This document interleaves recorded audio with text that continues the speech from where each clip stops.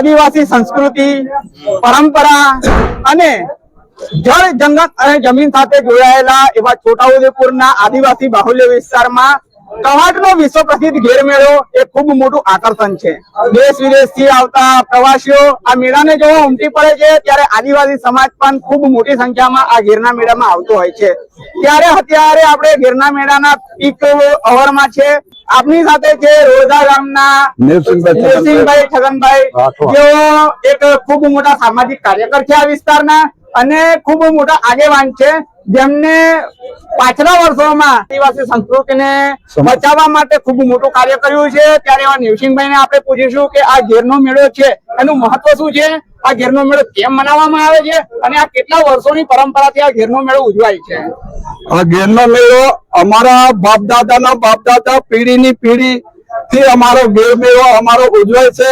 અમારી હોળી માતાનો પરંપરા, હોળી માતાનો અમારો મોટો આ તહેવાર આવે, એ તહેવારની અંદર દરેક ગામના, આખા જિલ્લાના, બીજા જિલ્લાના પણ વતની પણ આવે, કેમ કે આ હોળી માતાનો મેળાને ઉજવવા માટે અમારી સમાજ આજનો દિવસ અમારો ખુશીનો છે, આદિવાસી સમાજનો।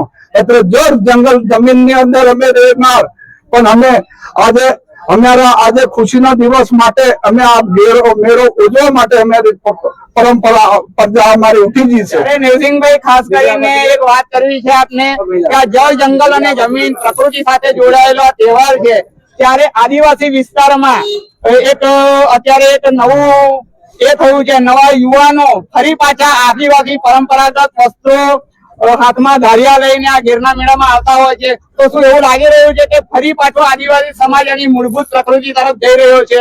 અમારે આદિવાસી સમાજ ને એવું છે, અમારી નાતી જાતિ, અમારી સમાજ આદિવાસી સમાજ એટલે અમે ખેડૂત છે, એટલે અમારી જે પરંપરા, અમારી જે આદિવાસી સમાજની રીત ને રિવાજ ને પ્રેમ ને ભાવ એ અમારા ધોતી છે, પાછી પાઘડી છે, અંગરખા છે, અમારા બુસટ એવા અંગરખા બનાવીએ અને અમારે કાનો મેં ટીકરા બનાવીએ, અમારા હાર બનાવીએ, અમારી માતાએ હાર પહેરે, હાડી પહેરે અને કાનના બુટ્યા પહેરે અને પગમાં સડા પહેરે, ઘાઘરા પહેરે। એટલે અમારા આદિવાસી સમાજ નાતી જાતિ એ અમારે છોડવાની નહીં, એ અમારે એના માટે અમારી સમાજ બધી રિવાજ, નાતી ભાઈ અમારા રિવાજ એ પ્રમાણે અમારા મેળો દેખવા માટે દરેક ગામના, બીજા જિલ્લામાંથી, બીજા તાલુકામાંથી દરેક ગામના ભાઈઓ બધા ખભે મિલાવી અમે હળી મળીને આજે મેળો ઉજવ્યો છે। જય હિન્દ, જય આદિવાસી। ત્યારે છોટાઉદેપુર જિલ્લાનો એક ખૂબ મોટો વિશ્વ પ્રસિદ્ધ મેળો કે જેમાં હજારો લાખોની સંખ્યામાં આદિવાસી ઉમટી પડે છે અને પૂર્ણ સાજ શણગાર સજીને આદિવાસી પરંપરાગત પોશાકો, પોતાના હાથમાં ધારિયા અને પારિયા લઈને પણ આવતા હોય છે।